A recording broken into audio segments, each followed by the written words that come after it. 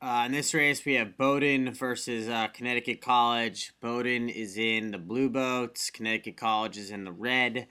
You got to kind of look through the pink and green to kind of see this happen. So here we kind of see we have a boat at the pin. We have a boat in the middle, and then a blue boat just to windward of that. Big wakes kind of right off the line. Big right phase, obviously.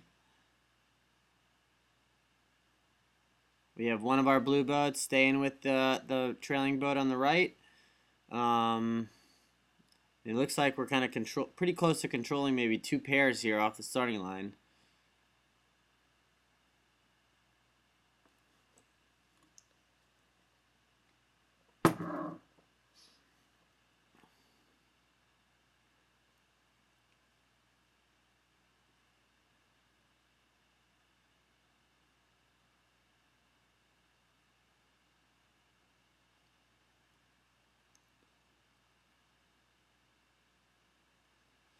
Some pretty big angles on the race course right now.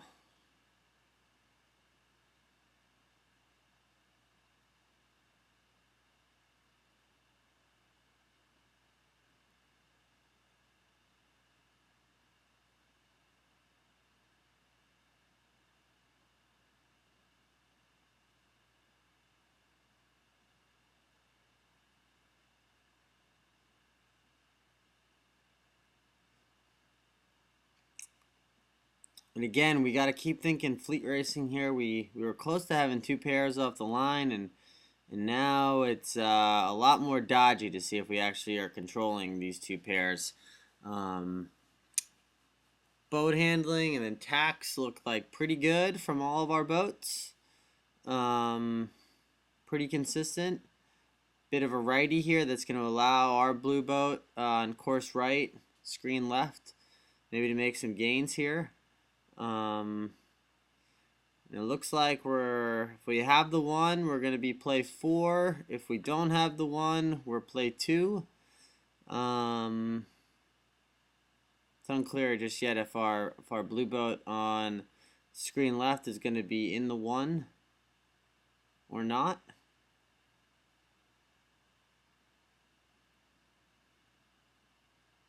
You know, if that boat breaks the overlap, then they give the boat behind a proper course to the mark, which is pretty significant. It looks like that red boat is maybe over pursuing there, allowing our blue boat here to kind of tack and cross, in which we do.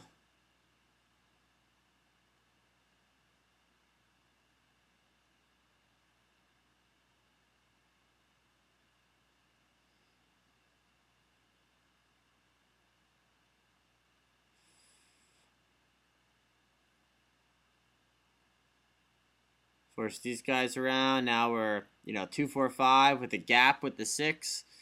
And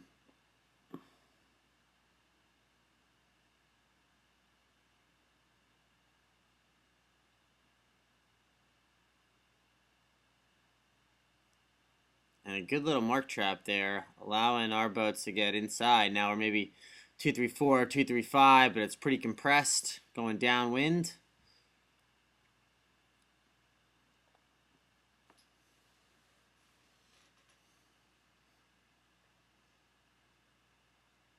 Again, this is where the fleet race stuff is huge.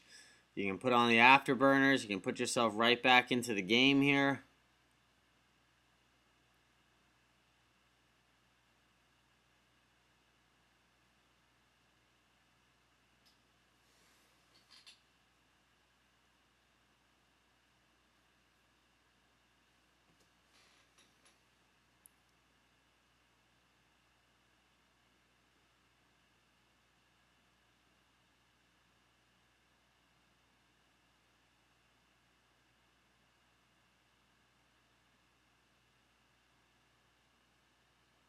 And it looks like one of our blue boats is maybe squeaking into the 1 here, or close to it.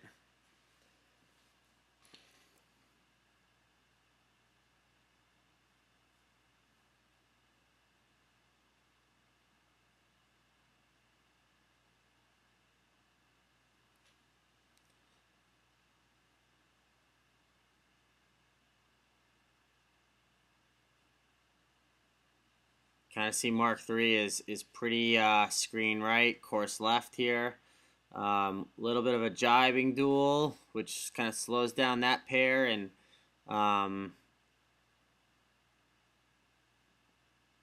maybe allows boat 6 to kind of get in front. We're back to a 2-3-5, it looks like. And just a little bit of better boat speed, better understanding of the positioning. Really nice double mark trap there. Looks like we're going to round 2-3-4. And we talked about this yesterday a lot, and we're going to work on this for sure the next few days. The play 2 and what we really want to do play 2. And I think we're kind of getting stuck with kind of our thoughts. So if there's no gap with the 2-3-4, it's a little bit of a different play 2 setup than if there is a big gap. So if there's no gap, then I think the 2 and the 3 have to work really hard to allow their teammate in the 4 to kind of do the least amount of work possible.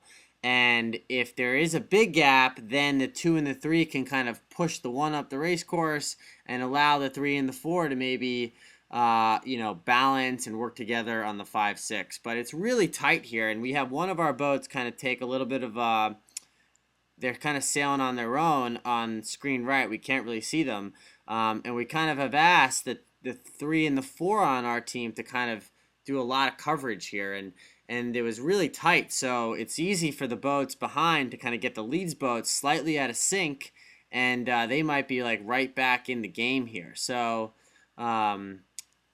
6 is pushing up the race course, and we talked about this yesterday, but the communications on the water can be really hard at times. So I think we just kind of have to work together to make this understand like what each boat is trying to do here. It looks like we're still pretty close to the 2-3-4.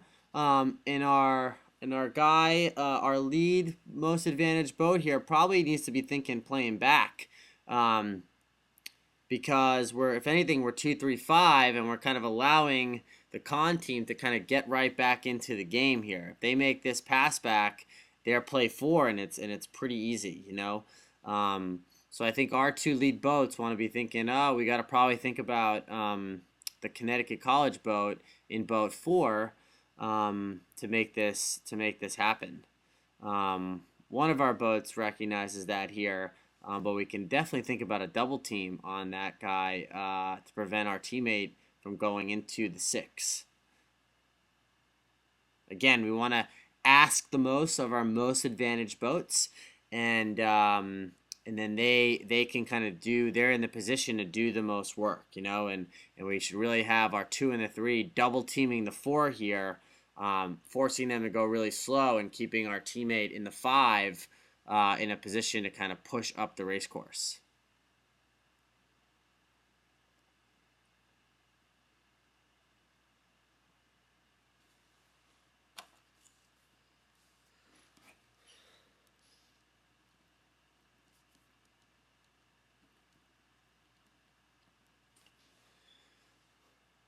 So it looks like now we're maybe 2-3-6, 2-3-5, and again, I think this is where we need our lead boat to be a little bit more engaged here. It's a pretty big gap there, and the red team could be easy play 1 on the right side here, it looks like. We get a little bit of a lefty, which may be helping our cause. We're able to kind of get at least another one of our boats across. But at the very least, we're still, 2-3-5, if anything. Kind of coming into the finish here. I'm really surprised the red boat in boat 4 is still so play forward here. I think we end up ending this race 2-3-5, but we could have been a little bit more. Somehow we end this race 2-3-5, but we could have been a little bit. We could have done a little bit better job just ensuring the play 2.